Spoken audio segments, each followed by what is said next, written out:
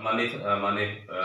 मंत्रीगण और सभी सम्मानित विधायकगण, निश्चित रूप से आज का आपका चर्चा महत्वपूर्ण है और इसके माध्यम से आज केंद्र सरकार द्वारा कृषि जो बिल लाया गया है वास्तव में किसानों के हित में कुठाराघात कर रहा है। किसान संबंधी 3 बिल और चौथा बिल है कंपनी संशोधन विधेयक 2020। ये चारों बिल का हम विरोध कर रहे हैं। पहला तो ये है कि इससे न्यूनतम समर्थन मूल्य अगर जोड़ा जाता तो इसका कहीं ना कहीं पूरे देश को एक बैलेंस बने रहता, किसानों के लिए एक अच्छा फायदा होता। इसके लिए लगातार हम लोग लोकसभा में हमारे कांग्रेस के संसदीय दल ने भी हमारे नेता के कांग्रेस संसदीय दल के नेता के नेतृत्व में लगातार हम संसद में इसके लिए लड़े हैं, वॉकआउट भी किए, सरकार के खिलाफ खूब नारेबाजी भी हुआ और राज्यसभा में भी अच्छा लड़ाई लड़े। हमारे लोकसभा और राज्यसभा दोनों सदन में हम लोग लड़े हैं और निश्चित रूप से एक देश एक बाजार का जो केंद्र सरकार जो कह रही है ये भी सफेद झूठ है, क्योंकि आप देखिए 1 नेशन 1 टैक्स तो ये भी सफल कहीं नहीं हुआ है और उसी का नतीजा है आज की हमारे छत्तीसगढ़ का जो टैक्स है 2800 करोड़ रुपए से अधिक का, उसका केंद्र सरकार अभी भी उस टैक्स को दे नहीं पा रही है। तो 1 नेशन 1 बाजार ये कहीं भी सफल नहीं हो सकता। और अनाज मंडी, करोड़ों का अनाज मंडी, सब्जी मंडी, ये सब बेकार हो जाएंगे। वहां काम करने वाले छोटे छोटे व्यापारी, ट्रांसपोर्टर सब मतलब पूरे कर्मचारी रोड में आ जाएंगे,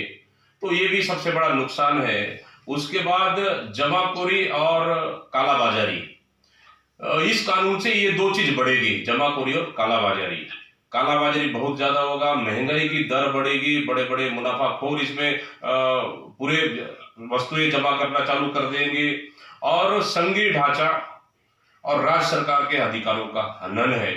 निश्चित रूप से हर राज्य सरकार अपने अपने क्षेत्र में किसानों को मजबूत करने के लिए काम कर रही है और इसका उदाहरण तो हम सब लोग देख रहे हैं। पूरे छत्तीसगढ़ से एक बच्चे से लेके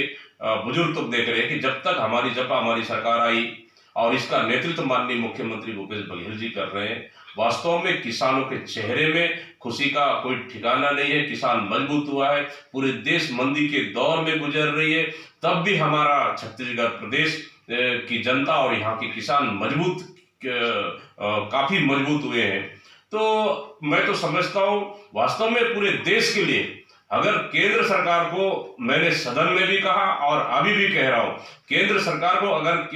किसान के रूप में, कृषि के क्षेत्र में कृषि मॉडल के रूप में अगर देखना है तो केंद्र सरकार को छत्तीसगढ़ का मॉडल अपनाना चाहिए। और निश्चित रूप से इन बिलों से निजी कंपनी के उद्योगपतियों को फायदा होगा और कंपनी संशोधन से, जिस तरह से 300 के कर्मचारी वाली कंपनी स्वतंत्र है अपने निर्णय लेने में, उन कर्मचारी कभी भी चटनी कर ले, कभी भी हटा दे, वो बिल्कुल स्वतंत्र है। ये कहीं न कहीं हमारे छत्तीसगढ़ प्रदेश में जिस तरह से हमारी सरकार ने माननीय मुख्यमंत्री भूपेश बघेल जी के नेतृत्व में मजदूर किसानों के लिए लगातार मजबूती का काम कर रही है, इससे कहीं न कहीं केंद्र सरकार के जो ये 4 बिल है, ये बिल पास होने से छत्तीसगढ़ की आर्थिक ढांचा को कमजोर करने का काम कर रही है, मजदूर किसान सबको बेरोजगार काम करने का काम कर रही है। और मैं तो कहता हूं माननीय मुख्यमंत्री साहब को और पूरे मंत्रिमंडल को कि छत्तीसगढ़ में अगर आपके पास ऐसा कोई प्रावधान है केंद्र सरकार के जो लागू कर रही है, उन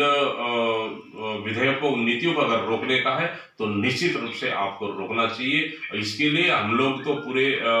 छत्तीसगढ़ की जनता और हम लोग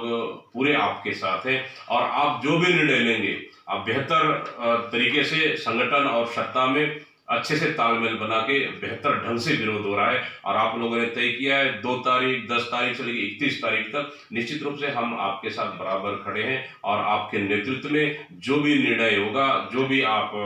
मार्गदर्शन देंगे, निश्चित रूप से आपके साथ हम कंधे से कंधे मिलाकर खड़े हैं। निश्चित रूप से इस बिल का, किसान विरोधी बिल, मजदूर विरोधी बिल, इसका हम पुरजोर विरोध करते हैं। निश्चित रूप से